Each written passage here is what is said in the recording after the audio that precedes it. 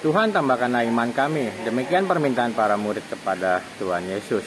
Permasalahannya, Tuhan Yesus tidak memberi jawaban secara langsung. Tidak seperti para YouTuber kalau lagi membuat video bagaimana cara meningkatkan follower ataupun bagaimana cara menambahkan penghasilan melalui YouTube. Di situ para YouTuber sangat jelas memberikan cara-cara ataupun langkah-langkahnya.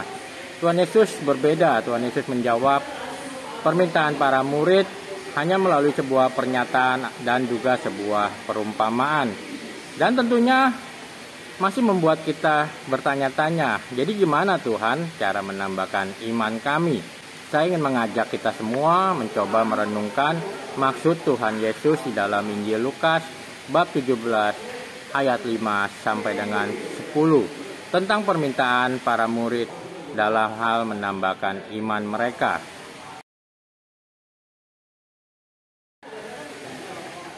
Pada bagian yang pertama harus kita pahami ketika Tuhan Yesus memberikan sebuah pernyataan, kalau sekiranya kamu mempunyai iman sebesar biji sesawi saja, maka kamu dapat berkata kepada pohon ara ini, terbantunlah engkau dan tertanamlah di dalam laut, dan ia akan taat kepadamu. Begitu kata Tuhan Yesus kepada para muridnya. Biji sesawi adalah biji yang terkecil, hampir tak terlihat oleh mata jasmani kita. Namun, tahu saya sampai saat sekarang belum pernah ada manusia yang mempunyai iman sebesar biji sesawi, karena belum ada terdengar orang yang dapat memindahkan pohon ara ke dalam laut hanya dengan kata-kata. Hal ini dapat kita artikan bahwa iman tidaklah dapat kita lihat secara mata jasmani kita, tetapi tentu memiliki daya ataupun hasil yang nyata dan sangat dahsyat. Iman itu sebuah proses. Iman itu mengalami pertumbuhan seperti pohon yang tumbuh dari sebuah biji yang sangat kecil. Lalu bagaimana kita dapat memahami ataupun merasakan bahwa iman kita sudah bertambah ataupun mengalami peningkatan? Maka kita masuk ke dalam bagian yang kedua, kita masuk ke dalam perumpamaan Tuhan Yesus tentang Sang Tuan dan hambanya. Dalam perumpamaan ini kita sebenarnya diajak untuk menilai bagaimana dasar iman kita kepada Tuhan Yesus. Bagaimana kita beriman? Apakah kita beriman kepada Tuhan hanya karena untuk imbalan? Seperti seorang hamba yang berharap mendapat makanan setelah bekerja membajak ataupun mengembalakan ternak.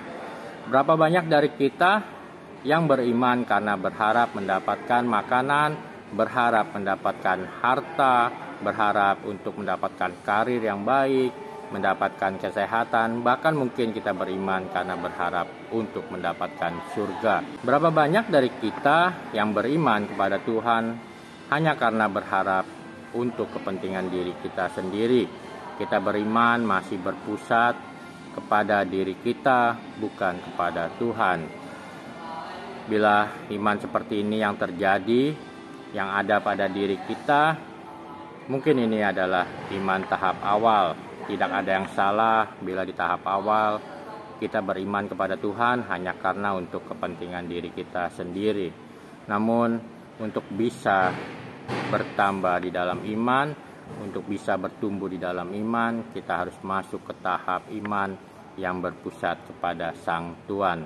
Kita beriman karena memang kita menyadari bahwa kita milik Tuhan, bukan karena untuk suatu imbalan. Apa yang Sang Tuan perintahkan, kita lakukan. Apa yang harus kita lakukan?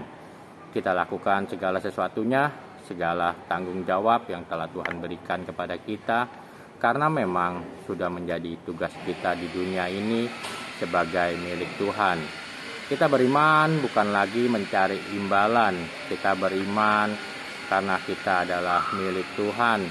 Sudah layak dan sepantasnya kita melakukan tugas kita dengan sebaik-baiknya, dengan bertanggung jawab. Dimanapun Tuhan mau tempatkan kita, dimanapun Tuhan memberikan tugas kepada kita.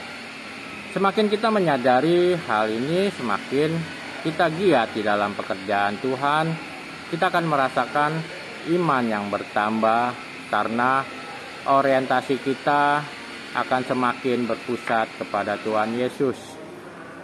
Teman-teman, kita tentunya berharap iman kita terus bertambah di dalam Tuhan. Untuk itu kita perlu mengubah sudut pandang iman kita.